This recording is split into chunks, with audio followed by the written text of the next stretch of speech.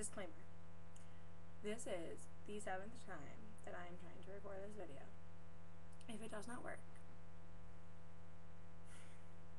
I'm not doing it again. What was I saying?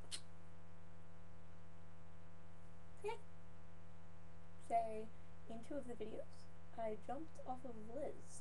She had to chase me. Or don't say it. Okay. So, Com 131, Introduction to Communication Studies. Persuasive speech. Give it a go. Okay. For the past 3 years, the media has been bombarded by 2 specific figures. More than 3 years for one of the 2. Whether voluntary to the idea or not, some parts of our lives have been dedicated to these 2 figures, and most times people have been prone to favor one over the other. Although the worlds of these 2 individuals involve much more than just their being, it is here in front of you that I urge you to only imagine the person. Within the next 5 minutes, I will pick these individuals apart and prove to you, once and for all, that due to his friendliness, personality, lack of enemies, and mortality, that Harry Potter would in fact make a better friend or significant other than Edward Cullen. Harry Potter, in the beginning of his life, he was a forced loner. He had his cousin who made it really hard for Harry to make any friends. But the second he enters the Wizarding world, he gets on the Hogwarts Express, and right away he is around Hermione. Right away. He gets to school Gryffindors. By the end of the first year, almost all of Hogwarts. He gets thrown into entering the Triwizard Tournament, and he becomes friends with international wizards, and just throughout his time, he's friends with all different wizarding families. Edward only has his family. He only has the Cullens. He has the clan of vampires in Canada that they see once every 10 to 15 years, and besides that, Edward doesn't really have any friends. He's very antisocial in school. Him and his brothers and sisters,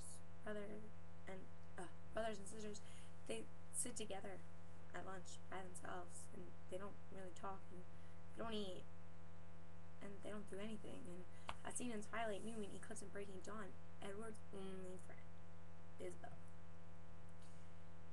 When you meet Harry Potter and you become friends with him, you don't need to change yourself. You don't need to change who you are or what you are for him.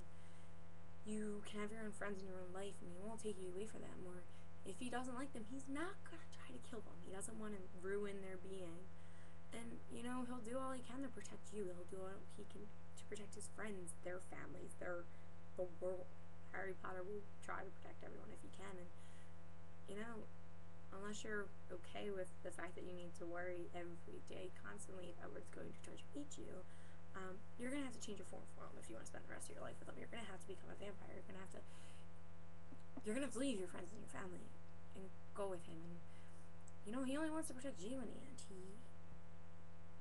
If you get to Bella's level for him, he doesn't really care all that much about your friends and your family. It's just who's in his world. And, Edward has a lot of enemies. Harry Potter doesn't really have any enemies anymore. Voldemort's dead. He's done. He doesn't have it. And there's social enemies. There's always going to be people who are jealous of Harry or don't like him just to go against the grain. But his 2 main social enemies, the Dursleys and the Malfoys, they're not really a problem anymore. Harry's done with the Dursleys. The Night of the 7 Harrys, they're done. No more Dursleys. And Harry could have let Draco and Malfoy burn in the room requirement. And he doesn't. He saves his life. And the Malfoys pretty much owe everything that they have now to Harry for that. And, Harry's, he's an R. He doesn't have, he has all the skills, he has all the knowledge of how to ward off evil and how to protect people because of his job, and he has that, and he'll use that knowledge for you. And Edward, the Cullens have a constant threat of the little Tory, and it's not really explained in the Twilight novels, but if you read the Twilight novella, The Story Second Life of Bree Tanner, the Volturi want the Cullens gone. They do not like the Cullens, and they're gonna find a reason to destroy them. And then humans, you have that constant threat of discovery. Do they know who you are? And when Bella finds out, the Cullens at first want to run, they want to leave. And then you have other vampires. They don't understand your lifestyle. They don't understand why you don't eat humans. Why not?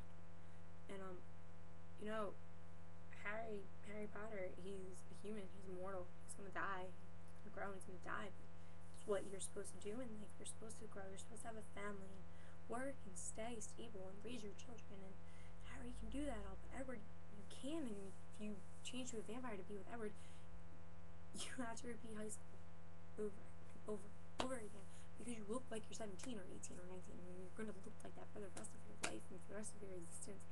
And you're going to lose touch with your family and your friends and the people who brought you up and who made you who you are, and you're going to lose that. And you're going to stay stuck and stay frozen how you are for the rest of your life. You can never cut your hair. You can never do anything because you're frozen, and you cut your hair, it's not going to grow back. You're constantly cold. Your body is just constantly cold, and you can't. That's you forever. And in conclusion, by reviewing the lives of both Harry Potter and Edward Cullen, I cannot imagine someone thinking Edward is more appealing than Harry. From the never-ending amount of high school to the concentrated discovery or destruction, the life of Edward Cullen seems like a cruel nightmare to the glamour that is, and forever will be, Harry Potter. Awful. You didn't jump out of my house.